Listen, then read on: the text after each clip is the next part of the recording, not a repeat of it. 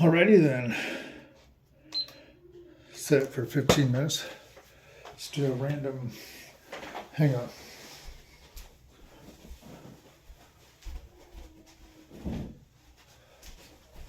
Okay, maybe not so random, but anyways, I was thinking within this past 2 minutes of what I might talk about.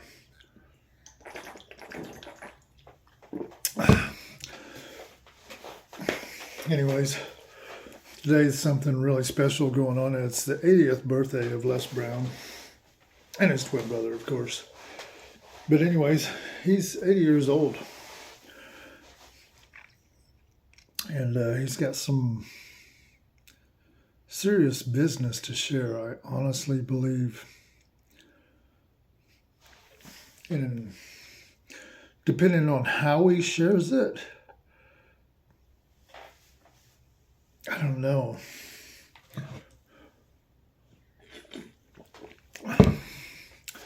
Anyways, besides all that, set that to the side for a minute. Let's talk about something else. Let's talk about in life how so many of us give advice on stuff we are just don't even know anything about, or are superficial or surface level knowledge or experience with it.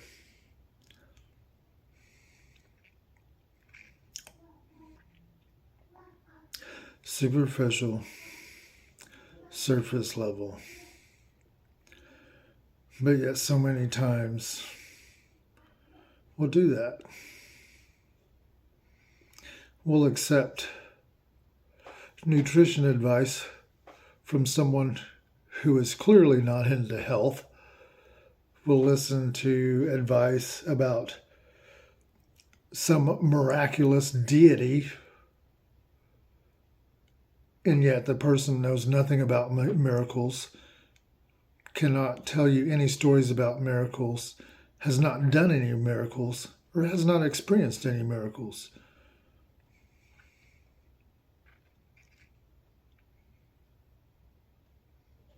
You're right. Let's go into that one.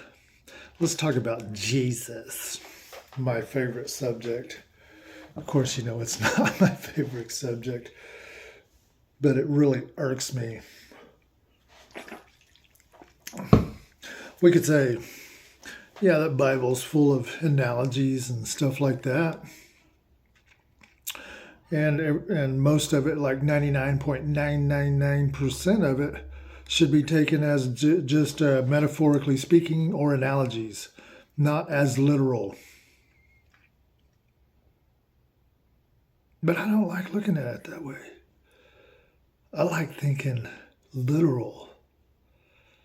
Yeah, the miraculous healings, the miraculous signs and wonders of the Bible. Not just Jesus, but the Bible stories, miraculous.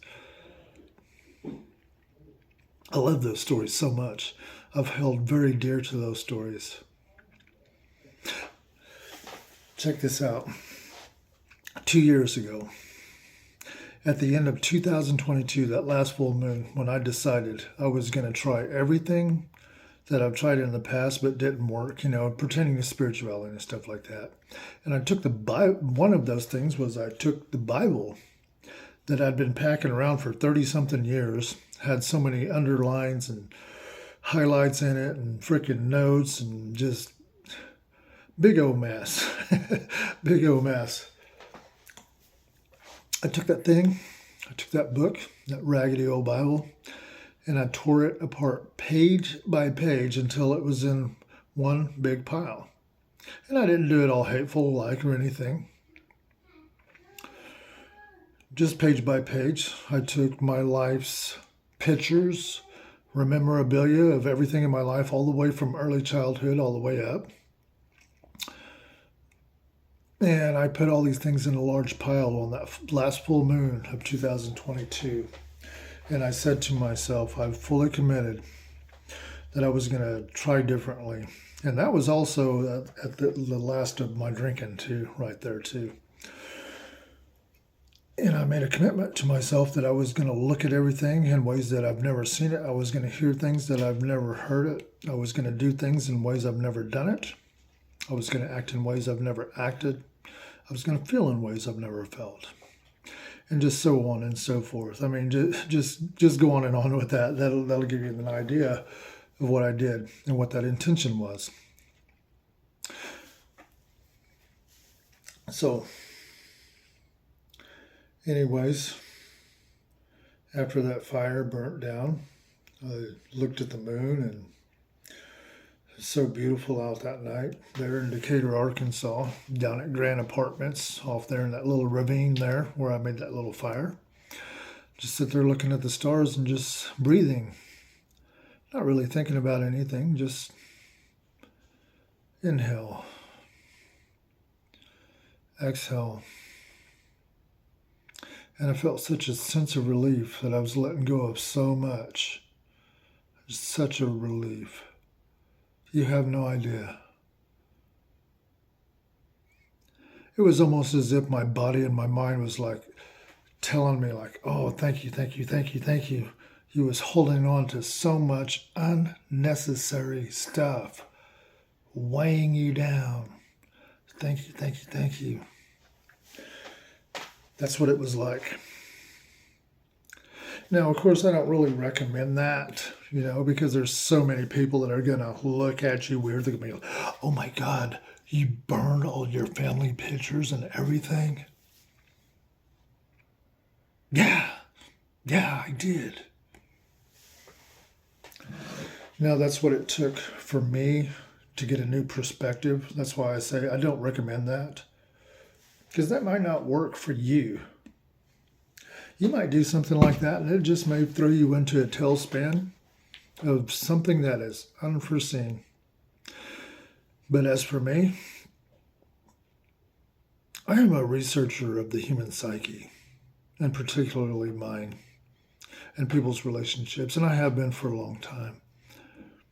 And even though I've never done it like professionally, I've had that pen to the paper for a lot of years now. And I've run a few tests here and there throughout the years.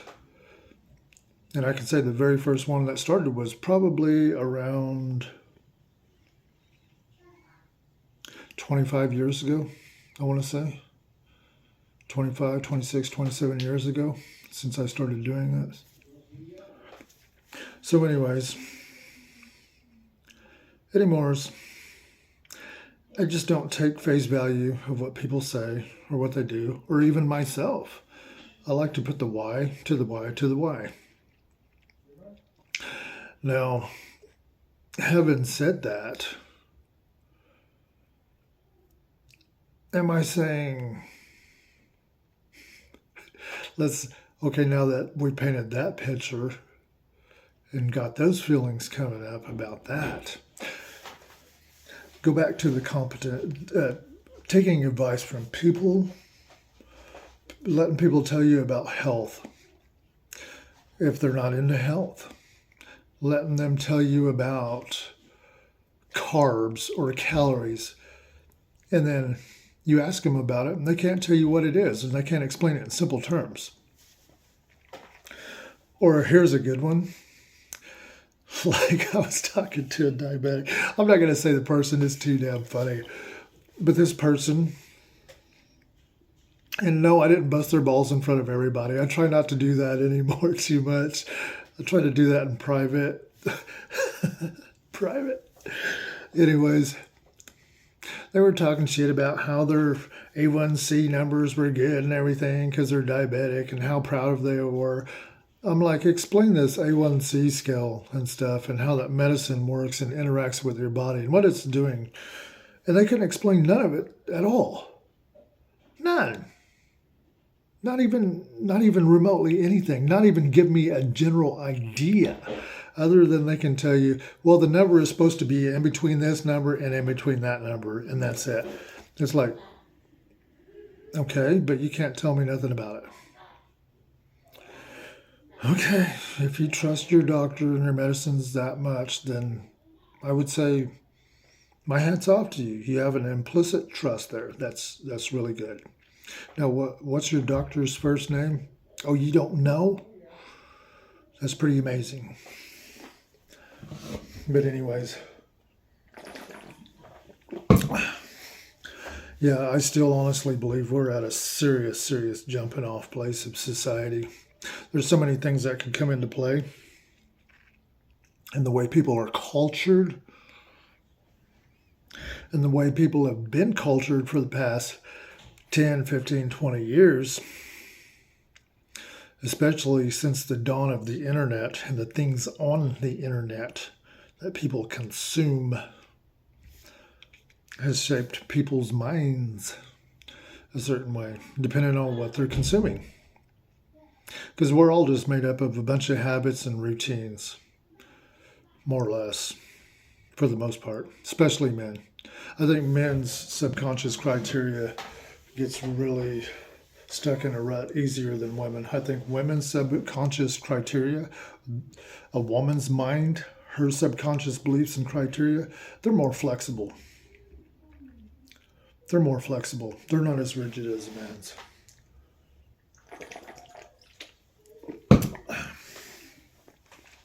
So anyways, I was thinking about this thing. Vision. Visionary.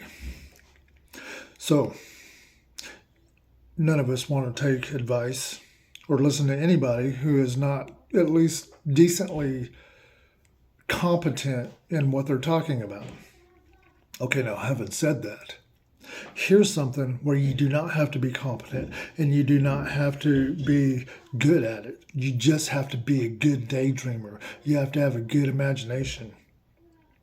And I'm talking about the most important thing right now, and that is a visionary, to be able to cast a vision, to be able to cast a vision in simple terms and simple words and say it to the most important people of power right now. That is what that's it right there. Everybody's called to be a visionary right now. Everybody that gives a shit. Anyways, let's put it that way.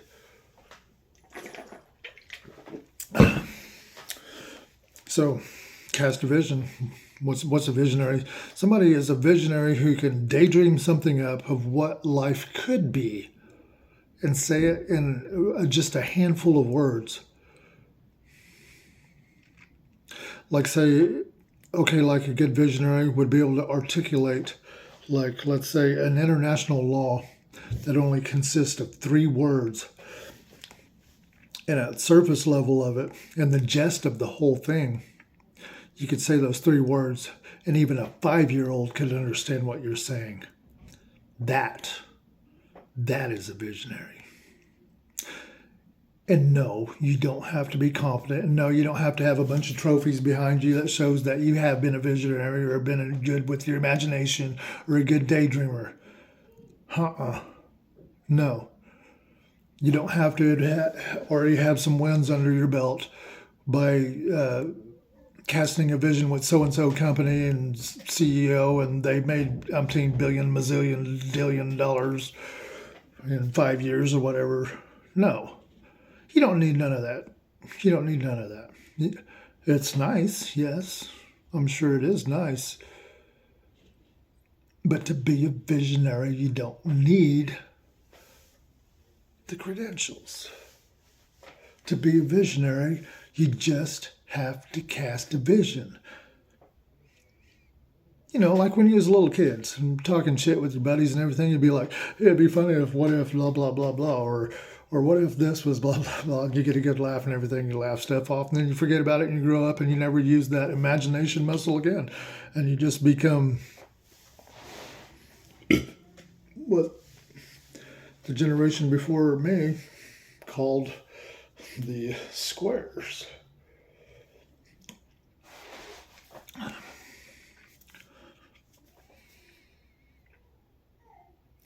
Be a visionary.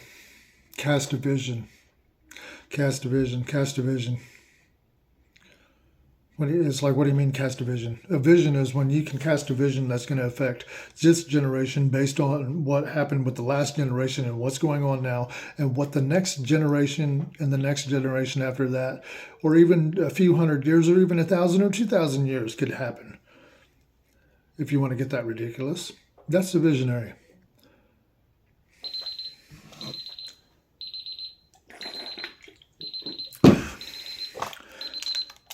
Call to action. Cast a vision.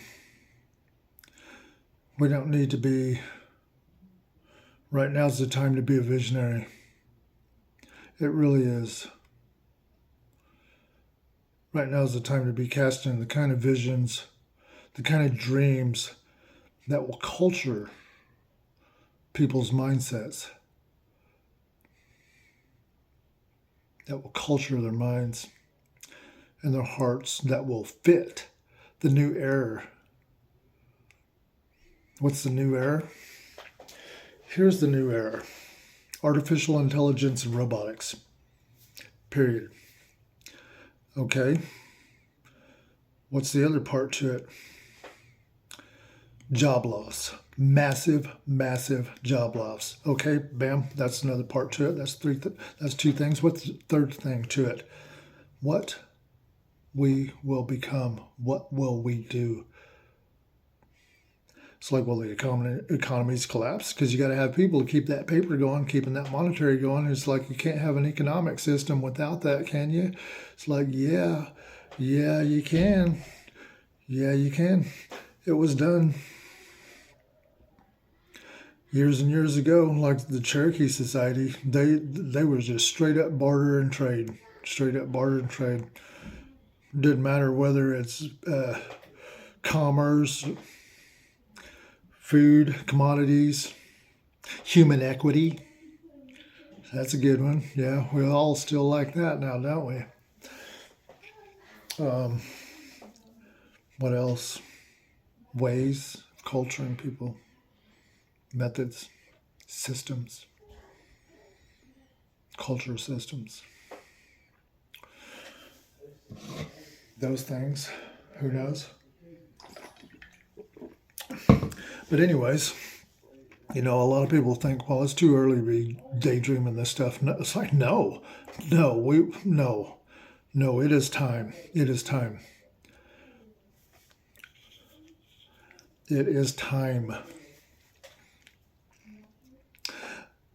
Like, think about several hundred years ago, a few hundred years back, Cherokee people. I'll talk about them because I'm half Cherokee and I knew a little in their ways of bartering and trading. They never seen money until money was brought here. And they were taught about that money. The same way that they had never seen money and understood a monetary system in that method of coins, gold and silver, and things like that, is the very same way we all need to come up with something that's going to be different or go along with the bartering in the monetary systems. Crypto, we got that crypto, and of course paper money, and of course digital money. We got that. We got those three things going on. So the same way that in those olden days where they seen that stuff for the very first time is something we're coming up on. We're coming up on another road just like that, except this time we are all involved. This time we're all standing around looking at each other, thinking, who's going to bring what to the table now? What's the new money? See, the reason we can't see the new money is because we're still thinking of it in terms of trading. We're still thinking of it in terms of buying power.